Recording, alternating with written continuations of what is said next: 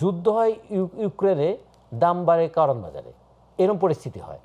যখন একটা ক্রাইসিস আসে, সেই ক্রাইসিসকে আড়াল করাটা যেমন ক্রাইসিস দূর করার ক্ষেত্রে কোনো সহায়ক ভূমিকা পালন করে না, আবার ক্রাইসিসটাকে বড় করে দেখানোটাও ক্রাইসিস দূর করতে কোনো সহায়তা করে না। বরঞ্চ কখনো কখনো শঙ্কাকে মোকাবেলা না করে সংকটকে বাড়িয়ে তোলা হয়।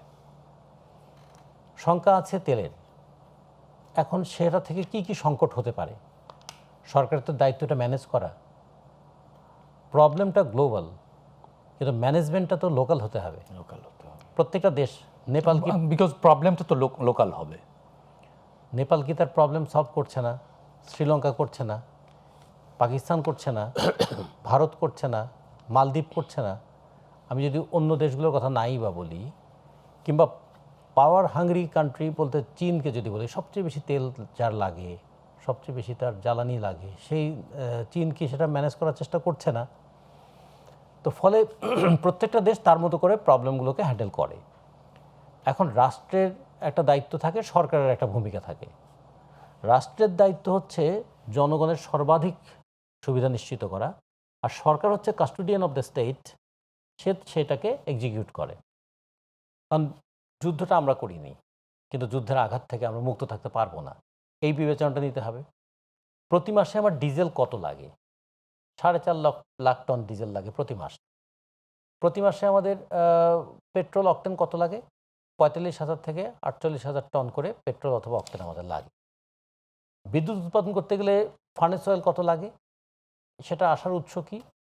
গ্যাস থেকে বিদ্যুৎ কতটা উৎপাদিত হয়? আমাদের কাপ্তাই জলবিদ্যুৎ প্রকল্পে কতটুকু বিদ্যুৎ আসে? আমাদের সোলার থেকে কতটুকু পাওয়া যায়? বড় পুকুরিয়ার কয়লা খনির ওখান থেকে কয়লা থেকে কতটুকু বিদ্যুৎ আসে? এটা স্ট্যাটিস্টিক্স তো এখন ওয়ান ক্লিকেই বের করে ফেলা যায়। তাহলে আতঙ্ক ছড়ানোর কারণ কি?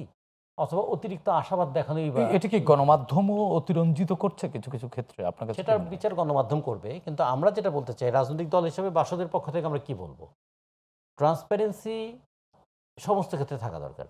তাহলে আমাদের সরকারের এই মুহূর্তে ভূমিকাটা পালন করা উচিত যে সরকার যেহেতু বলছে তেলের কোনো ক্রাইসিস নাই, জনগণ দেখছে পেট্রোল পাম্পে তেল পাওয়া যাচ্ছে না, দীর্ঘ লাইন, তাহলে সরকারের বক্তব্যের সঙ্গে জনগণের যে চোখের দেখা, তার যখন মিল হয় না, তখন একটা আস্থার সংকট তৈরি হয়।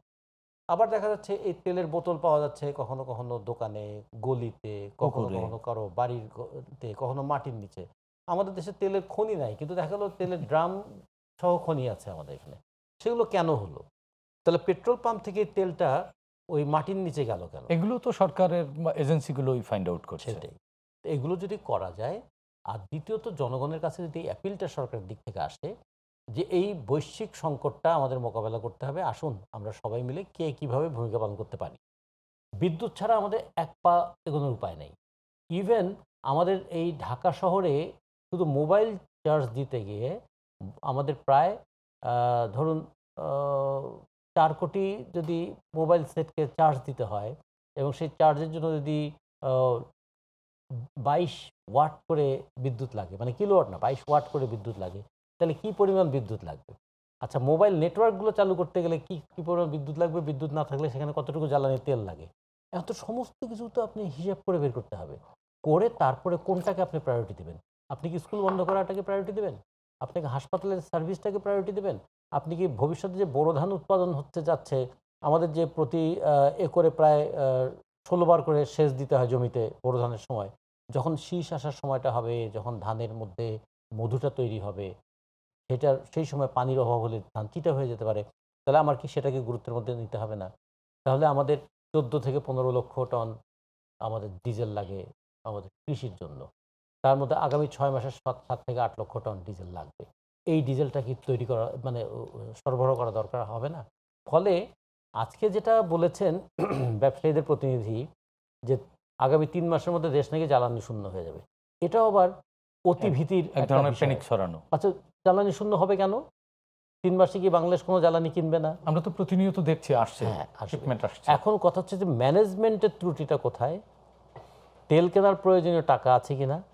তেল আসার ক্ষেত্রে জলপথটার কোনো সমস্যা আছে কিনা? এই ক্ষেত্রে হরমুজ প্রণালী বাদ দিলে বাকি জায়গা থেকে তেল আসার ক্ষেত্রে কি উপায় আছে আমাদের? এবং মাঝে মাঝে আমরা সহায়তা হিসেবে রাশিয়া থেকে তেল কিনে সেই তেল আবার রিফাইন করে ভারত থেকে নিয়ে আসা, তা সেক্ষেত্রে আমাদের কোনো জটিলতা আছে কি না? নিদেন পক্ষে এইরকম কাজও আমাদের ভবিষ্যতে করতে হবে। আমাদের বঙ্গোপসাগরের আমাদের পাশাপাশি মায়ানমারে যে গ্যাস ক্ষেত্র আছে, সেই গ্যাস ক্ষেত্রের যে গ্যাস মায়ানমার চীনে বিক্রি করে, আমাদের তো সেই আলোচনাটাও করতে হতে পারে যে গ্যাস যদি আমরা কিনতেই হয়, এলএনজি কিনে আনতে হয় কাতার থেকে, আমরা কি পাশের দেশগুলো থেকে এগুলো কিনতে পারি কি না? মানে কত রকমের এভিনিউ আছে, সেগুলো তো খুঁজে বের করা দরকার। ফলে সংকট এসেছে বলে হাত পা ছেড়ে দিয়ে বসে থাকা নয়, বরঞ্চ এটাকে সমাধান করা। এখন কিন্তু জনগণের উপরে চাপটা পড়েনি ওইভাবে। ভীষণ চাপ পড়েছে দুটো জায়গায়। প্রথমত তেল পাওয়া যাচ্ছে না বলে একটা চাপ, তেলের দাম বৃদ্ধির কারণে এখন বিদ্যুতের দাম বাড়ানোর পায়তারা হচ্ছে, এখন ভাড়া বৃদ্ধি হচ্ছে। সবচেয়ে বড় চাপটা পড়েছে কোথায় জানেন? ঢাকা শহরের মধ্যবিত্ত নিম্ন মধ্যবিত্তদের উপরে। 80 টাকার নিচে কোনো সবজি নাই। একটা লাউ কিনতে গেলে এখন 100 টাকা লাগে। কারণ কি? ট্রাকের ভাড়া বেড়ে গেছে। আচ্ছা, তেলের দাম বাড়তে না বাড়তে ট্রাকের পরিবহন ভাড়া বেড়ে গেল। ফলে আমাদের এখানে তো একদল মানুষ খালি ওত পেতে থাকে কোন অজুহাতে দাম বাড়াবে। যুদ্ধ হয় ইউক্রেনে, দাম বাড়ে কারণ বাজারে, এরকম পরিস্থিতি হয়।